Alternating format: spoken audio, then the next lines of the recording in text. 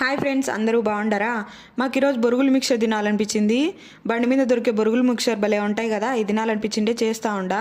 మొన్నేమో రాగి అంబలు తినాలనిపించింటే నాకు తెలిసిన పద్ధతిలో నేను చేసిన. నువ్వు గంగ దుబాయ్లో ఉండవు, బొరుగులు చేసేది ఏంది, సంగటి చేసేది ఏంది, బొంబాయి చట్నీ చేసేది ఏంది, ఈ వీడియోలు తీయడం ఏంది, యూట్యూబ్లో పెట్టడం ఏంది అనుకుంటారేమో. మనం ఏ ఊర్లో ఉన్నా, ఏ దేశంలో ఉన్నా, ఎక్కడున్నా మన లోకల్లో దొరికే ఫుడ్ మాత్రం మిస్ అవుతానే ఉంటాము. అది మానవుల నైజము. చుట్టూ ఉండే వాటికంటే లేని వాటి గురించి ఎక్కువ ఆలోచన, తినాలని కోరిక కూడా. ఇది బద్వేల్లో టీటీడీ కళ్యాణ మండపం దగ్గర ఒక బండి పెట్టుకొని అమ్ముతాడు ఆయన. భలే చేస్తాడు ఆయన, అప్పలం కూడా వేస్తాడు. నేను కూడా ట్రై చేసిన, మా ఆయనకు అదే కావాలంట. మా ఆయనకు అత్తగారు రుచి అనమాట. అది అంత టేస్ట్ రాలేదు కానీ ఒక రకంగా వచ్చినాయి. ఈ మిక్చర్ కూడా దుబాయ్లో దొరుకుతాయి, కాకపోతే ఒక ప్లేట్ కొనే బదులు మనకు బొరుగులు మూటంతా వస్తుంది. ఎందుకులే ఇంటికాడనే ఉండం కదా అని కలుపుతా ఉండ. బయటికి పోయినప్పుడు ఎట్టయినా తినాలనే తింటాం కదా, ఇంట్లో ఉన్నప్పుడన్నా చేసుకోవాలి. స్పూన్ ఎందుకు మా స్పూన్తో తింటావా? స్పూన్తో